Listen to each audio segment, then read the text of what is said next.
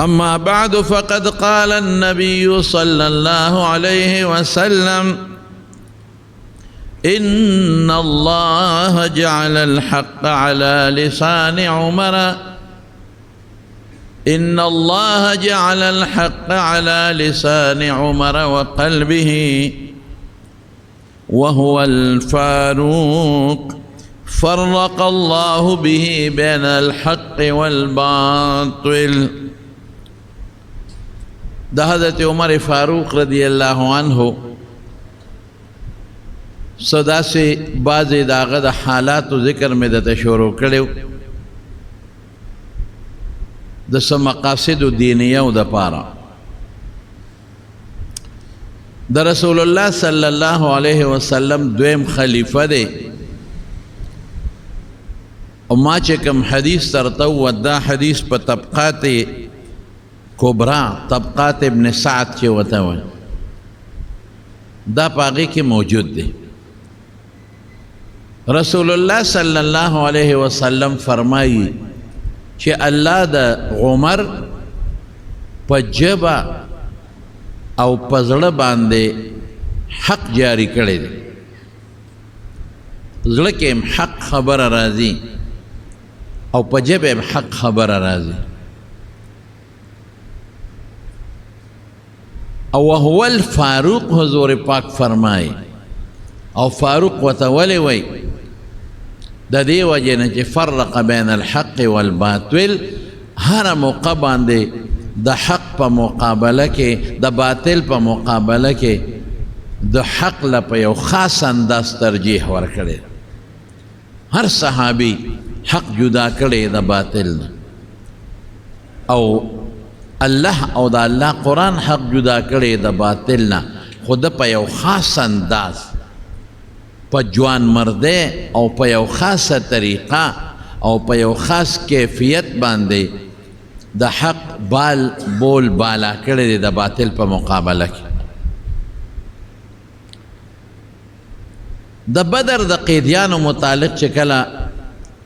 مشوره وشوه چې کم اویا کسان نیولی شوی صحابه ټول ناست رسول الله مبارک تشریف فرما دی چې دې سره څوک نو اکثریت صحابو دا ریوا چې د الله رسوله دا به پریدو او د دې نه به جرمانه والو فدیه ورته وی جرمانه. هغه جرمانه به مونږ په خپل ذاتی استعمال کې نه راولو پاغی با دا جنگ سامان توری نیزی چه کم سامانی ابا پیوالو یو زورن ابم دوی تا میلوشی او پری بیدو زکا چه اکثریت خپل خپلوانو ټول د تر بچی او د ماما بچی او زوی او زوم دا قسم خلقو ماما او تر او پلار او زوی دا سه قدر او ممکن نه چې خدای وته ایمان ور نصیب کی. او د قیدیانو متعلق چې د کافر نه د کم قیدی اونی و نو د مسلمانانو بادشاہ له الله د دریو خبرو اختیار ورکړی و اما من بعد و اما فداء که اسې پرېږدیم ستا خوښه د احسان پکې. بعضې کافران حضور پاک اسې پرېښي لکه ثمامه ابن وصال رضی الله عنه دا یو قیدي نیولی شوی او جومات کې ستنې پورې تړلی او دغسې یې خوشې کې احسان یې پرې او که فدیت اخلی لکه دوی نه واغشت. او بل دے فرمائی ما کان لنبی ان یکون له اسر حتی یسخن فی الارض اغینا معلومی کی که وجنیم تال اختیار دا نو دا حالاتو تب بادشاہ گوری دے مسلمانانو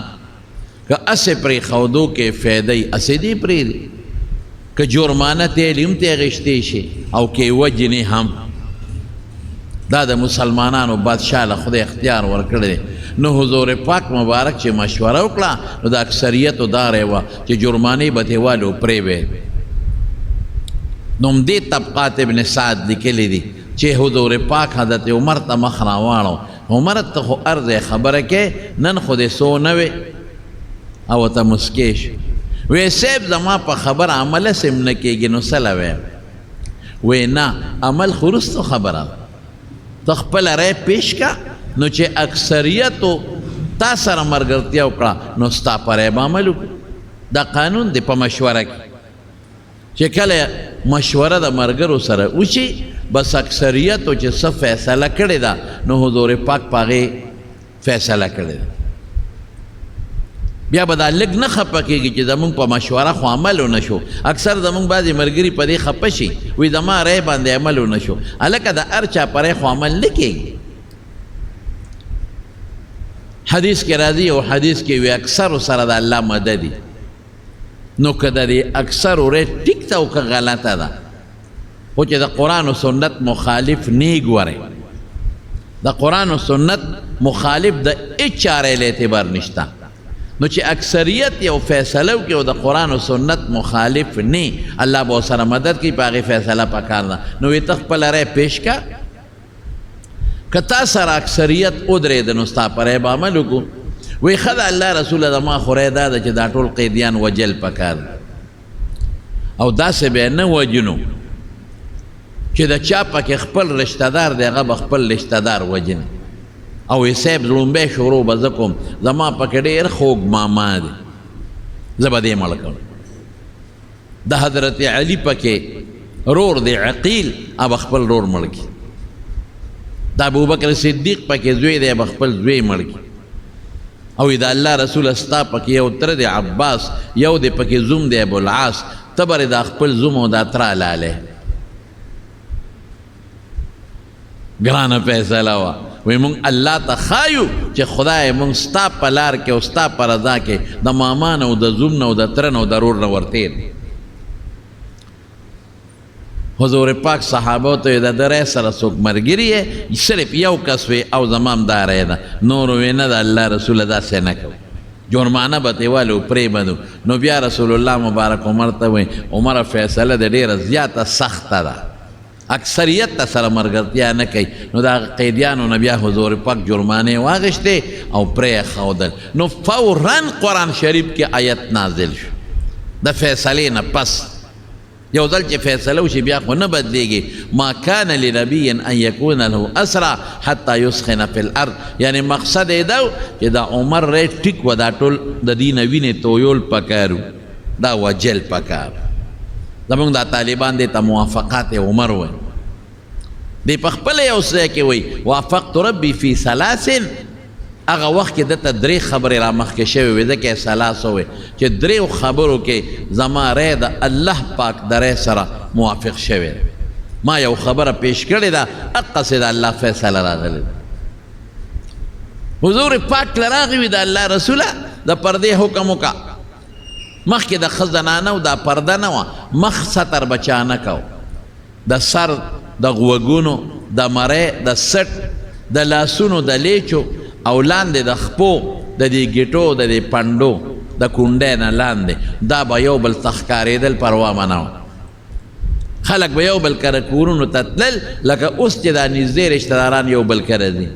یا دا بعضې ګاونډیان یو بل کره ځي یو بل نه ستر باک نه کوي. دقسې مخکې دا ستر د دغې دی د دغه څیزونو د پردې حکم نو. نو خلق به یو بل کره تلل. نبی علیہ السلام کره به هم صحابه تلل راتلل. نو حضرت عمر وی د الله رسوله هر قسمه خلق ستا کور ته راځي. منافقین هم راځي او نیکان هم راځي. منافقین هسې نه چې په بد نظر ګوري. نو مهرباني وکړو د پردې حکم وکړه دې خلقو ته. رسول الله مبارک وفرمایل چې ما ته د الله را طرف نه حکم نه شوی نو زه خو فیصله نشم کولی. الله پاک بیا سموده پس چې څنګه د عمر رای وه اقسې حکم نازل باس پرده لازمه شو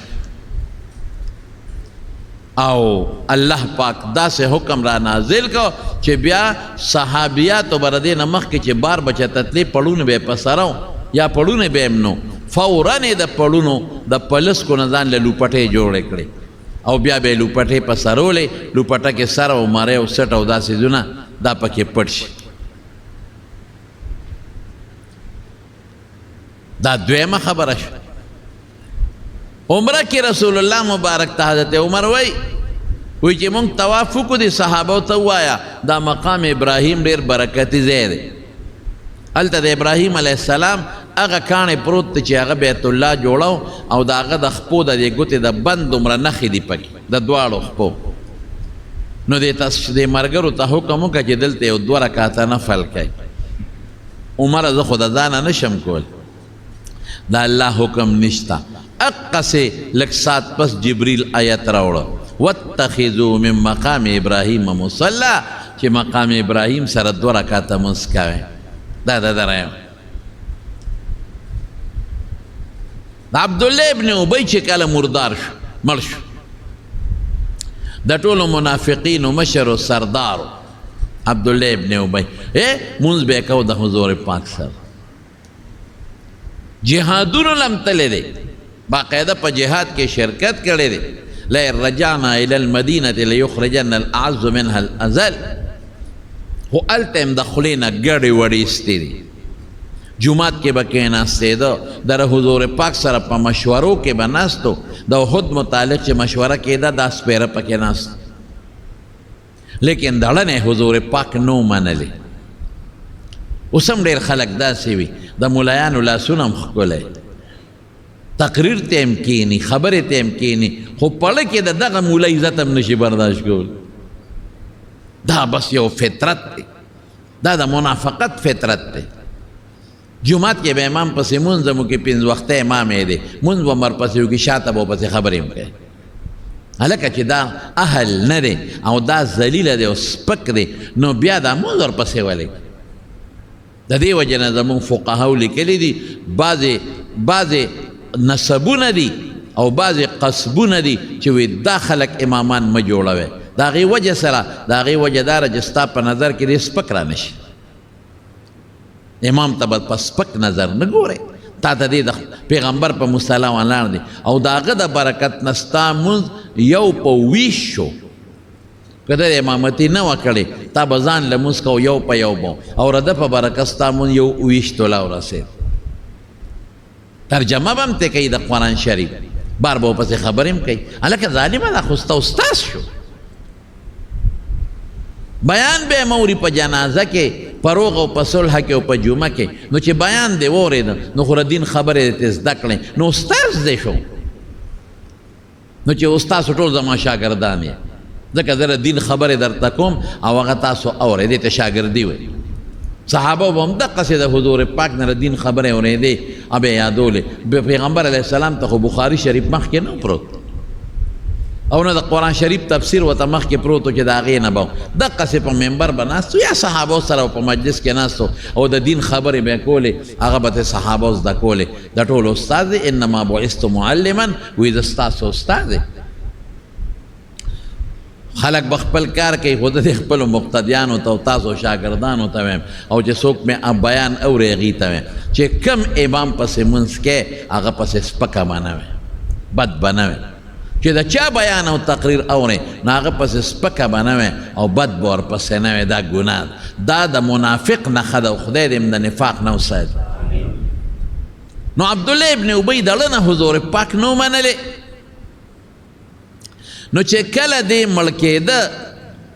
نو وصیت یې وکړه خپل زوی ته د زوی نوم یې عبدالله او د هغه وایي چې زه مړ شم نو بچې 2 کاره مه کوې یو به د رسول الله مبارک کمیس راوړې او هغه به ما ته اچوې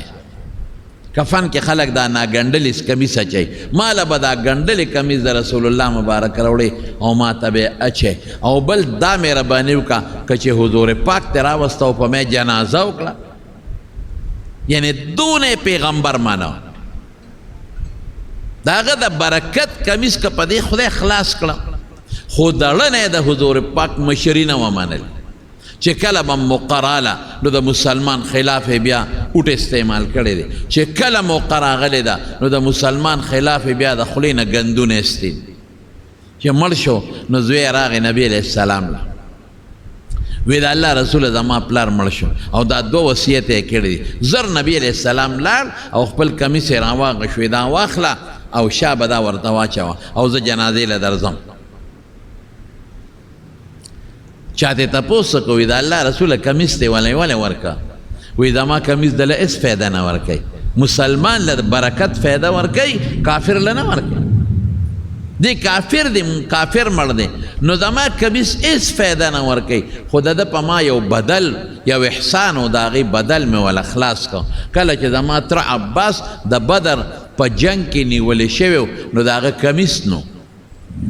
نو هغه د ده قد برابر و د ده کمیس په هغه پوره کېده د بل چا نه پوره کېده نو دی عبدالله ابن ابی زما تره له کمیس عباس ته ورکړی نو ما ولا هغه بدل خلاص کړ نور کافر لا زما کمیس هېڅ فایده نه ورکوي دا برکتونه ثابت دي خو د مسلمان لا چې کله جنازه تیاره شوه حضور پاک لاړ صحابه هم ورسره لاړل او دا د ډېر لوی قوم خاوند و د خزرج قبیلې یو لوی قوم و د هغې مشر و دا عبدالله ابن ابی نو ټول قوم یې ولاړ مسلمانان هم لاړل چې حضور پاک لاړ چې کله جنازې ته رسول الله مبارک مخکې شو حضرت عمر راغی او د حضور پاک دی سینې مبارکې ته دقسې مخامخ ودرېده د الله رسول په دې منافق ولې جنازه کې صفا اتصلي على هذا المنافق په دې منافق ته جنازه کې القائل یوم کذا کذا و کذا په پلان کې ورځې دا خبره کړې وه په پلان کې ورځې دا خبره کړې وه تعدد علیه چې د ده کومې ګندونه و هغې پیغمبر مبارک ته شمېرل اسیرونو دونه بادر بل څوک کېدی شي که د چا پلار ډېر خراب سړی وي قاتل ډاکوم وي او مړي نو بچي خپی او که د چا پلار ډېر خراب سړی وي او مړ شي او ته د جنازې له ورشې په جنازه کې د هغه د ټول قوم مخکې د هغه سپکه وی چې دا سپک سړی دی او خراب دی په خدای که دې پرېږدي هلکه زما پلار دی که ښه دی که خراب دی ستا کار سره چې دا خبرې کوې نو زامن یې ولاړ دي نوسان وسي ولاړ دي او خیان به وو نور رشته داران د قوم ټول ولاړ دي او د هغې جنازه ده او رسول الله مبارک ته دې مخامخ وی ته په دې منافق جنازه کې دا منافق چې په پلان کې ورځې دا خبره کړې ده او په پلان کې ورځې دا خبره کړې ده حیران شوم د دې خبرې ته چې دا وګورم په کتاب کې زه څونه بادر و ځکه خو رسول الله مبارک فرمایي چې ان الله جعل الحق على لسان عمر وقلبه چې خدای د عمر په زړه او په ژبه حق جاري کړی ده داسې به څوک وکړي که دا خبره نه مو کړې نو د پیغمبر نصیحت خو نه دی لیکن دا د پړه کې د دین او جذبه پرته وه چې دې منافق خو پرون دا سپکه کړې ده د پیغمبر بیبي هم نه ده پرېښې په هغې هم الزامونه لګولې د پیغمبر ذات هم نه دی پرېښې په هغې هم الزامونه لګولې مسلمان ته یې ذلیله ویلې دي او دا به وباسم د مدینې نه او نور ډېر سپک الفاظ یې زما په خولې نه چلېږي داسې سپک الفاظ چې په حدیثو کې راغلي دي هسې وي نقل کفر نه باشد زه بیا راته ویم په یو جنګ کې چې دی راته نو د سترګې پړسولې وي وی سپې سرب که نو چک به د باندې لګوي د صحابه یاد المهاجرین یاد چې موږ دلته مالونه ورکړه اوس په موږ د پاسه را لګېږي څومره سپک لفظ دی د خدای سپېره داسې سپک الفاظ یې ویلي دي نو حضرت عمر کې خوا جذبه پرته وه رسول الله مبارک ورحمدله دی نو راغی مخامخ ورته ودرېده ته په دې منافق جنازه کې رسول الله مبارک مسکی کېږي وی اخر عني یا عمر رستو شه جنازه پې کوم چې پته ولګېده چې دا خو نه صبرېږي او خامخا کوي وی ته قرآن نه منې کړی الله درته نه دي ویلي چې جنازه مه کوه ځکه د دې نه مخکې یو آیت نازل و ان تستغفر لهم 70 مرة او لا تستغفر ان تستغفر لهم ولا تستغفر لهم ان تستغفر لهم 70 مرة فلن يغفر الله کته ولا او یا کرته بخنه مو غواړي او یا او که بخنه غواړي او که نه غواړي او یا کرته غواړي نه بخم وی تا ته خدای نه دی ویل د دې مطلب خدا دی چې جنازه مه کوه جنازه خلک دی لکه چې دا مسلمان له زه سپارش وکړم او خدای پاکي وبخي نو چې الله نه بخي نو ولې په جنازه کې حضور پاک فرمایل وی عمر زه خدای منې کړی نه یم ما ته دقه ویلي دي که بخنه غواړی او که نه نو زه نه بخم او وی عمره ای د پیغمبر رحم ته وګوره څونه رحم دی وی عمره که ما ته پته ولګېده چې د او یو کرتو نه په زیاته بخنه خدای بخي د هغې نه زیات ولوی عمر نه صبرېده او دونه غیرت ته او حق پړه کې او په ژبه پروت دی چې او خلکو ته پته وه چې څوک ټرت هم نشي کولی مخشاته چې څومره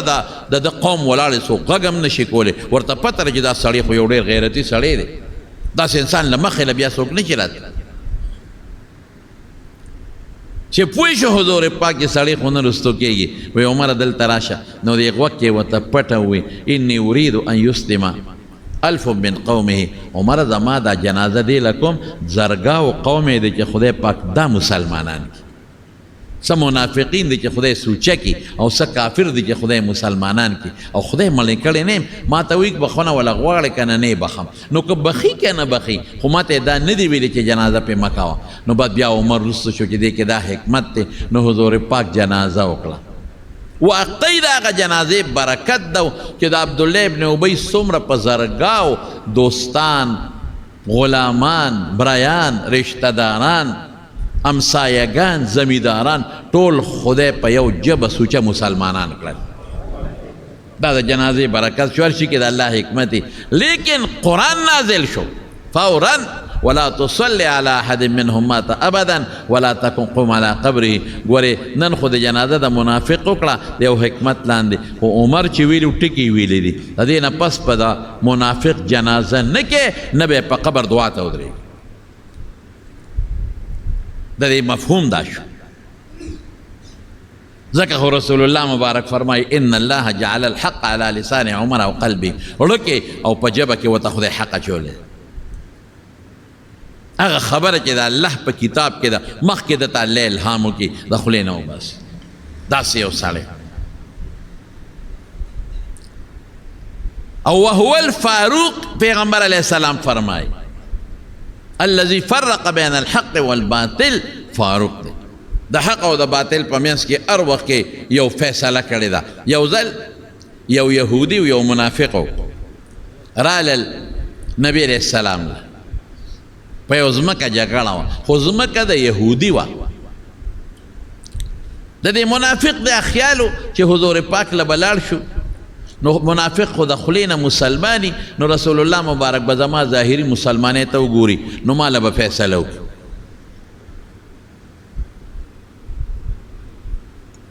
یهودي کافر دی او زه خو د ژبې مسلمان یم نو زما مرسته به وکړي دا ورته پته نه وه چې دا خبرې په اسلام او په شریعت کې نشته چې دواړه رالل نبي علیه السلام له چې حضور پاک د دواړو خبرې واورېدې نو یهودي په حق او منافق په باطلو نو یهودي له فیصله وکړه چې بار راووته هغه منافق د یهودي ته وایي یاره داسې کار کوو دا فیصله زما نه ده خوا راځه په عمر فیصله کړه هغه یهودي ورته وایي ستاسو پیغمبر دی زما نه دی زه فیصله منم او ته نه منې د خدای ظالم حالانکه خو مسلمان د خولې نه او د زړه نه نو منافق و یاره بس وایي ته راځه په عمر فیصله کړه لاړل حضرت عمر فاروق رضی الله عنه او دروازې ورته ووهل اوله روت دا منافق ورته وایي عمره زما او د په منځ کې فیصله وکړه دا منافق دا خیالو چې عمر به زما ظاهري مسلمانۍ ته وګوري او دا خو یهودي دی نو زما دپاره به فیصله وکړي حضرت عمر فاروق رضی الله عنه ورته وی ډیره ښه وبکم ما ته مسله ووایه یهودي ورته وی صیب وی دا اوس رسول الله مبارک فیصله وکړه زما په حق کې خو دی هغه نه مني تا لی راوستم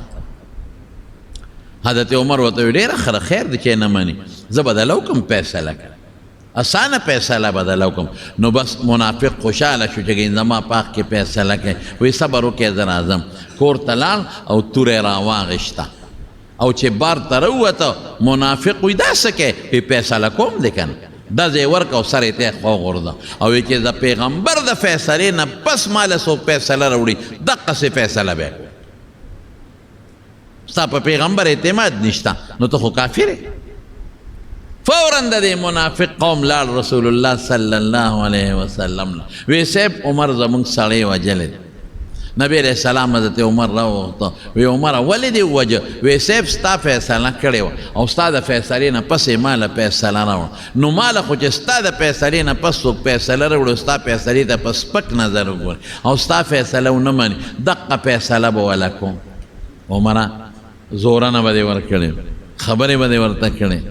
ولې دې وجه وایي د الله رسوله که دې نه پس هم څوک داسې راشي که نه نو زما په کتاب کې زورن او خبرې نشته دقه ډز به ورکوم ستا د یو سړی سپکاوی کوي زه به ورته زورنه ورکوم ستا د یو سړی فیصله نه مني تا ته خو چې فیصله نه مني نو تا ته په حقه نه وایي بېانصافه راته وایي سپک درته ګوري او زه به داسې کوم حضور پاک بیا ورته یې عمره چې څه دې وکړل خو دا دې ښه ونه کړل فورا جبریل علیه السلام راغی او د قرآن شریف ایتونه یې راوړل قرآن شریف کې الله تعالی دا حکم نازل کړ چې فوالله قرآن شریف کې الله وایي څنګه دی لکه او الله قسم خوري په قرآن شریف کې فلا وربک ستا زما د ستا په رب یعنی په خپل ذات مې د قسمي فلا وربک لا فلا وربک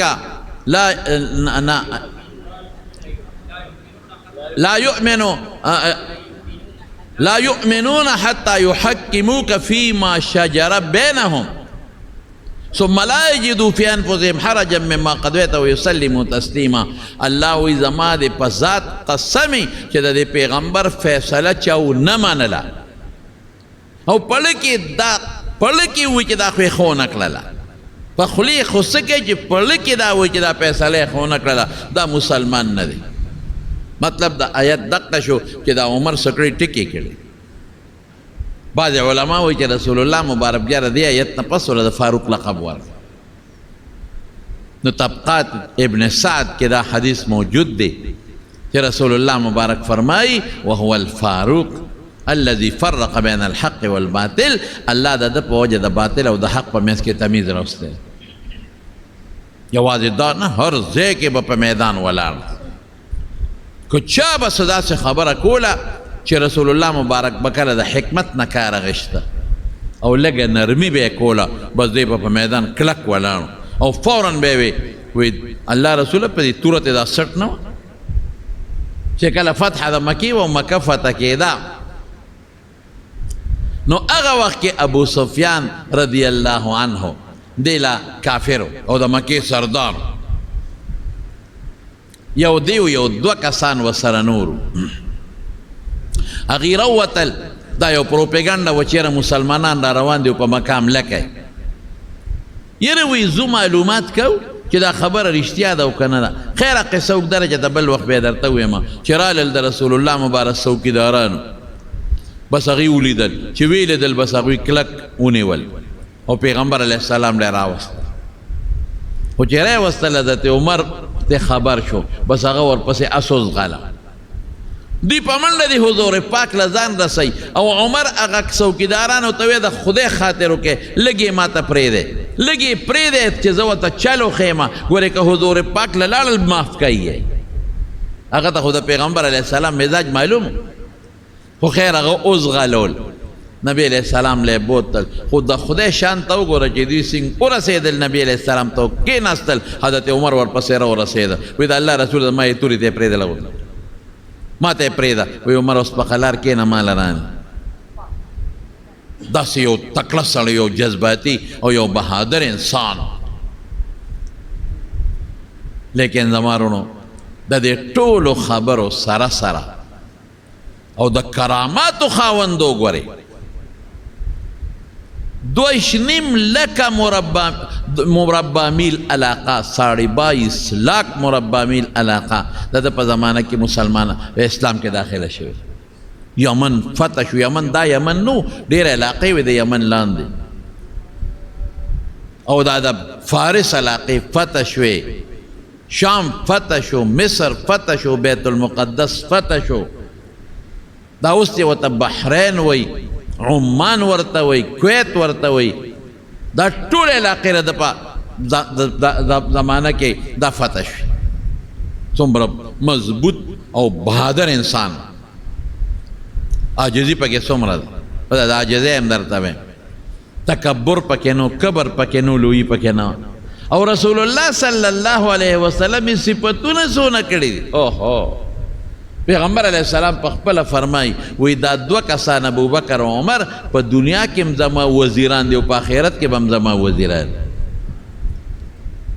دا یو څونه لویه خبره ده مونږ خو یریږو چې خدای څه به کېږي او څه به نه کېږي او یو ځل نه څو ځله رسول الله مبارک د دې په حق کې دا فرمایلی دي ابوبکر فی الجنه جنت کې به عمر فی الجنه عمر به هم جنت کې به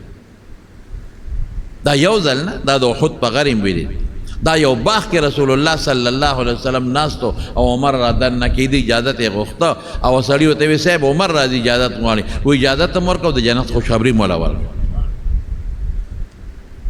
او پیغمبر مبارک بل ځای فرمایي وی الله د عمر په حق په ژبه حق جاری کړی وی د حق د وجې ته خلک خپي وی که حق تریخې مې خو دې وی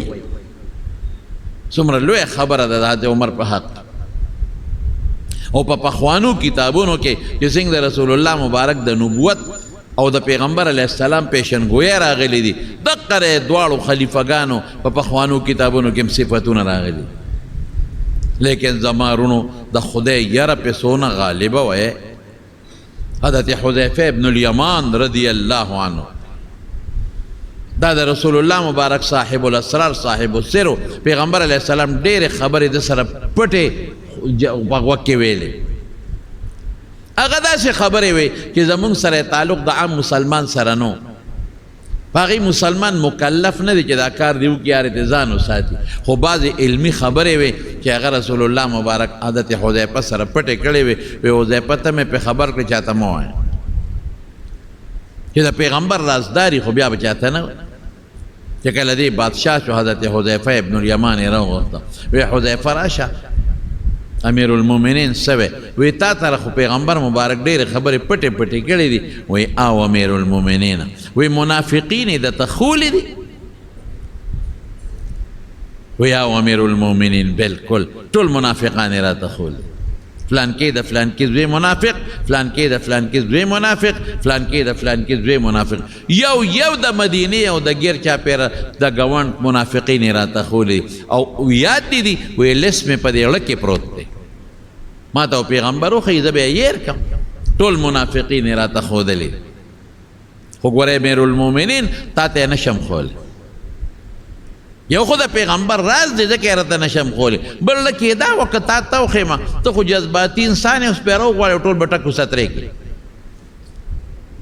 امیر المؤمنین درته خولی نشي حضرت عمر وجړل داسې سلګۍ یې ووالي ډېر زیاتې وجړل او حذیفه ما ته مخ آیا چې پیغمبر تا سره راز دی زه دنه نه غواړم چې ما ته وښیې خو ته په دې منافقینو په دې لیست په دې اړه کې چې پروت دی لږ نظر ور واچو چې د عمر نوم پکې شته او که نه دومره یاره وکړې ښه ورته پته ده چې پیغمبر د ما متعلق فیصله کړې ده وینا یې کړې ده او د الله په حکم چې جنت ته به ځي خو دومره په یاره غالبه شوه وایي څه پته لګي الله ډېر زورور ذات دی الله یو فیصله وکړي هغه نه څوک تپوس کولی شي ته نظر وکړه چې د عمر نوم پکې شته که نشته او راغې یو ځل د مینا او د عرفات په دې علاقه کې ګرځېده لوی لښکر ورسره دی روب خو یې دومره و چې د دنیا بادشاهان به ته یېرېدل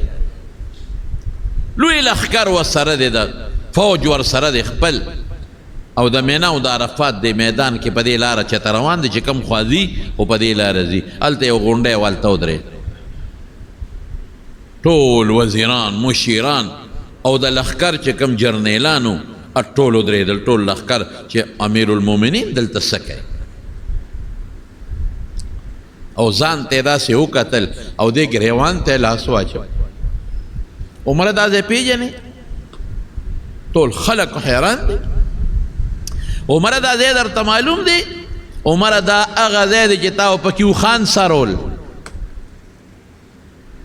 دیتا دا ځان ته زړې خبرې را یادول دا هغه ځای دی چې تا به دلته وخان سرول عمره جامې به دې نه وې شلېدلې به وې عمره کمیس به دی دا پرتوک به دی د کمیس په ځای به دی صادر هم نو نور به د باندې لګېده عمره سپلی به دی نه وې خپې بلې خپې به دلته وخان تا سرول هغه سړی وې نن درته خلک امیر المؤمنین وای خلک دنه مخکې رستو دي عمره دا ستا کمال نه دی دا د الله او د رسول او د هغې کمال دی تا کې څه نشته عمره دلته به د اوښان سرول نو چې اوښان به ماښام ماسخوتن د کور ته بوتل نو خطاب یې پلارو نو خطاب به درته وی عمره تا نه به څه جوړېږي تا له د اوښانو د سرولو چل نه درځي نور خلق چې اوښان بوزي نو نارې بوزي او ماړې راولي او ته اوښان سار بوزي او ماښام یې نار راولي د اوښانو د سرولو په چل نه پوهېږي وی هره شپه به ما د پلار دا پیغور راکو چې د اوښانو د چلولو په سر د سرولو په چل نه پوهېږي تا نه به څه جوړېږي عمره ګوره هغه شی وی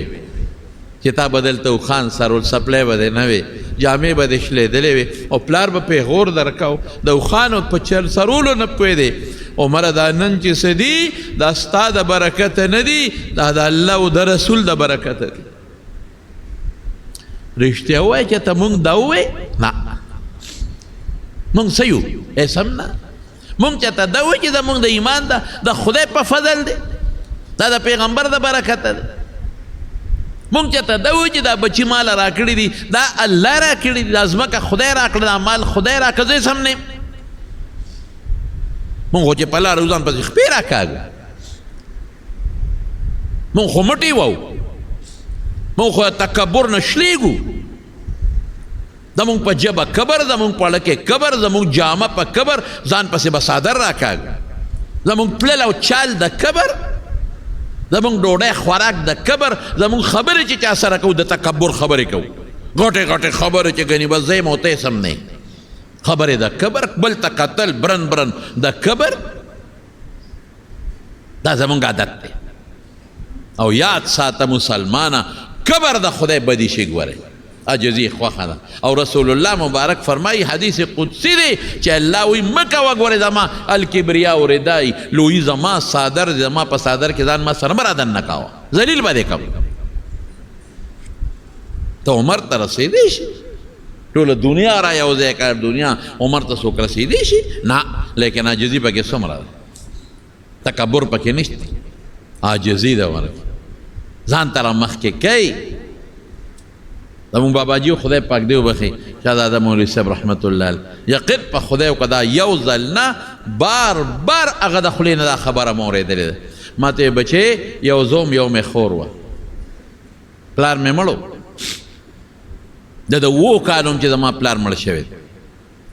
ما باندې چې څه سبق ویلی دا راباندې مور ویلی او دونه غربت و غریبي وه چې یوه اګۍ به کور کې پرته وه نو مور به مې هغه راله پخه کړه نو په منځ کې به یې پکې ګوته راښکه نو ما ته به بچې دا نیمه ستا ده او نیمه د خور ده هسې نه یو بل نه ونه خورئ نو ما به نیمه اګۍ وخوړه نیمه مې خور وخوړه مور به مې ناره وروستی راکړه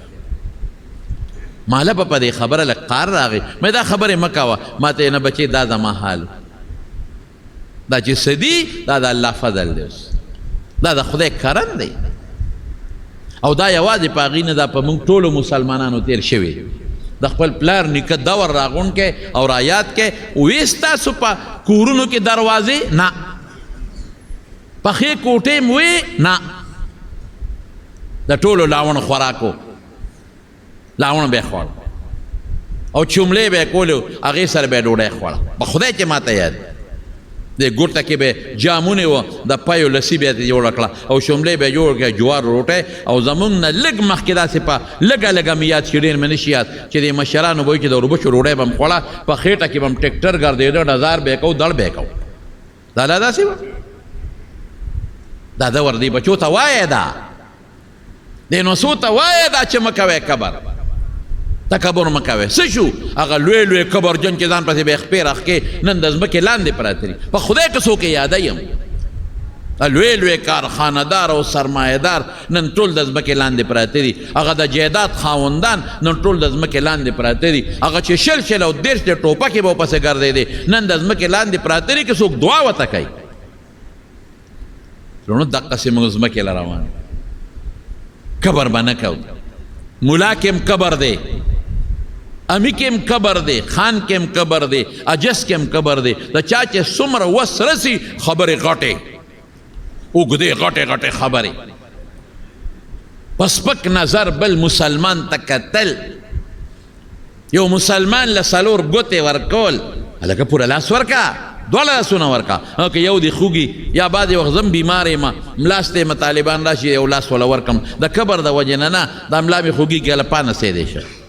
نه ښه به ولاړې ښه به ناست دی، د 4 ګوتې به ورکړي. او بعضې خلک لاس هم نه ورکوي، السلام علیکم، وعلیکم وعلیکم، په دا یې سړی ور سلام اچاو، دا کبرجن باندې ډوډۍ خو خدای درکوي. پښتانه وایي یو ټکی دی، پښتانه وایي وبه ویم درته خفه کېږې ما، پښتانه وایي غریب خدای کړی نو دله چا کړی. دقه دلتوب دی چې دا کم انسان تکبر کوي او ته ورته په ځمکه ناست یې او جارو ورته وایې، دا بې غیرتوب دی، دا دلتوب دی. هره ته سپک ګورې او ته بیا هم ورځې او نه نه ورته ګورې، ولې ډوډۍ درکوي، ډوډۍ د خدای په لاس کې. غیرت ډېر ښه شی دی، خدای پاک دې په مونږ کې پیدا کړي. نو حضرت عمر فاروق رضی الله عنه کې عاجزي وه، دا حجز انکسار و پکې ډېر زیات، او د الله عاجزي خوښوي. من تواضع لله، خو عاجزي به هم د ښودنې دپاره نه کوي چې خلک وایي چې د کې عاجزي را الله دپاره به کوي چې د الله عاجزي خوښه ده. نو رسول الله مبارک فرمایي رفعه الله، دله به خدای پاک عزت ورکوي او برکت، لوړ مقام به له خدای ورکوي. هر سړی به د ځان نه لوی ګڼي، هر ځان به د هر چا نه کمزورې ګڼي، هر سړی به د ځان نه غټ ګڼي، د ځان نه به لوی ګڼي. دا به نه وی چې یم خو زیم، مولیانو ته مې ویم دا به نه وی چې زما نه غټ مولا خو بل نشته، چې مولا یم خو زیمه. نه فوق کل ذي علم علیم. موسی علیه السلام ویلو وی انا اعلم. نو الله پاک قرآن شریف 15 سپارې 14 سره وګوره، حضرت خضر له ولیږه او هغه سره یو مخصوص علم مویدات زده کړه. موسی علیه السلام پیغمبر و، خبره ټیک وه، پیغمبر په قوم کې او په خپل امت کې زیات پوی وي، خو تعبیر ټیک نو، دروغ یې نو ویلي، رښتیا ویلو، تعبیر یې ټیک نو چې زه زیات پویم. مولیان دې هم دا نه وایي چې د ما نه زیات پوی بل نشته، نه، زه ډېر کمزور یم، ډېر عاجز یم او ډېر کمزور یم. او تاسو ته هم وایم په ځان کې به کبر نه پیدا کوئ. د عمر نه لوی شخصیت او لوی انسان بل نو، څونه عاجزي وه پکې. هغه میدان کې ولاړ، خلک حیران دي، وی امیر المؤمنین دا څه وی نه دی خپل نفس ته یادومه، د ما دا نفس غټ شوی دی اوچت شوی دی، د نفس ته یادومه چې عمره ګورې دا سړی وی. یقین په خدای وکړه د دواړو جهانو مبارک سردار حضرت عمر فاروق رضی الله عنه بره وروخته، نو حضور پاک په پوزکي ډډه والی وه، څومره لوی شخصیت صاحب. او سرمن ته د یو بالغ خو د سرمن څونه کلکی او دننه پکې مالوچ پوم نو، دننه پکې د کجورو پاڼې وی. نو چې سرمن هم د بالغ یو دننه پکې د کجورو پاڼې، بخاري کې راځي دا به څومره ستغ او څونه کلک وی. او لاندې درې نه وه، لاندې د کجورو پوزه کې و په هغې ملاستو، او دا کمیس دی هغه به عموما څادر په سر او د کمیس په ځای باندې. حضرت عمر چې ورغی نو ډډې وویل راپاڅېده، وایي چې مې وکتل حضور پاک ته، نو په دې مبارک نیازبین وجود یې د هغه پوزکي د پاڼو پټې پرتې وي. ما وی د الله رسوله فارسیان او رومیان کافران ورشه وګوره هغوی ته په نعمتونو کې دي، موږ د خدای څومره خوښ یو، د الله نه سوال وکړه چې خدای زموږ حالت هم ښه کړي. وایي چې دا مې و رسول الله مبارک غصه شو، انت فی ذلک انت یا عمر، ته دې سوچونو کې پروت دی. دغې خلکو له خدای په دنیا کې ورکړه، خیرت یې نشته، موږ له به خدای خیرت راکړي. څومره عاجزي په حضور پاک کې. نو دا د پیغمبر مبارک صفات صحابو ته منتقل دي. نو حضرت عمر فاروق رضی الله عنه کې هم دقسې عجز و انکسار او عاجزي وه. ممکن هم خدای پاک عاجزي پیدا کړي. د عمر نه نشو غټېدی، د هغه نه نشو لوی کېدی، د لوی سلطنت خاوند. نن زمونږ بادشاهان او زمونږ قاضیان او زمونږ والیان او زمونږ مشران په خدای د کبر نه شلېږي، چا سره خبرې نه کوي. الله دې مونږ کې عاجزي پیدا کړي.